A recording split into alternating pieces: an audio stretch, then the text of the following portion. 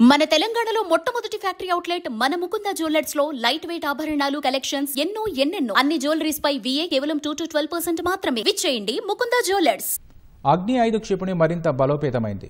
ఒకే క్షిపణి పలు అణువార హెడ్లను మోసుకెళ్లి వేర్వేరు లక్ష్యాలను ఛేదించేలా multiple independent targetable reentry vehicle MIRV సాంకేతికతతో దీన్ని అభివృద్ధి చేశారు. బుధవారం ఈ క్షిపణి పరీక్ష విజయవంతం కావడంతో భారత రక్షణ రంగంలో మరో అడుగు పడింది.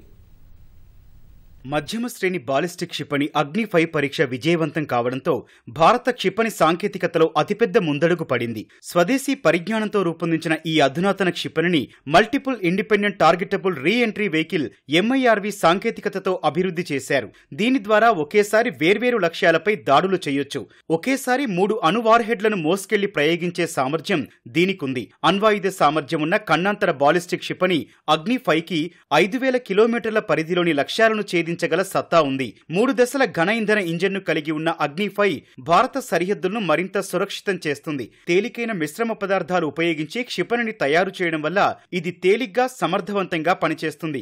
అంతేకాదు ఈ క్షిపణి దాదాపు 1.5 టన్నుల వరకు అణు పేలోడ్ను మోసుకెళ్లగలదు. ఇది అధునాతన నావిగేషన్ వ్యవస్థను కలిగి ఉంది. ఇందులోని గైరోస్కోప్ ఆధారిత సెన్సార్లను భారత ప్రాంతీయ GPS నావిక్, అమెరికన్ GPS వంటి ఉపగ్రహ నావిగేషన్ సాధనాలతో అనుసంధానం చేశారు. దీనివల్ల సుదూర ప్రాంతాల్లోని లక్ష్యాలను అధిక ఖచ్చితత్వంతో ఛేదిస్తుంది.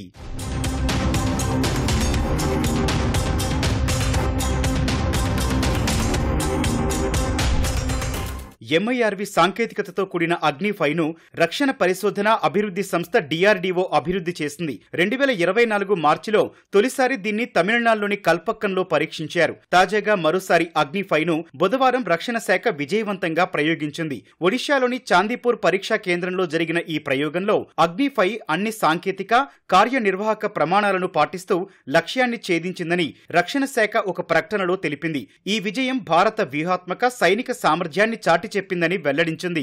భారత అణ్వాయుధ కార్యకలాపాల నిర్వహణ, నియంత్రణలకు బాధ్యత వహించే స్ట్రాటజిక్ ఫోర్సెస్ కమాండ్ పర్యవేక్షణలో ఈ ఖండాంతర క్షిపణి పరీక్ష జరిగింది.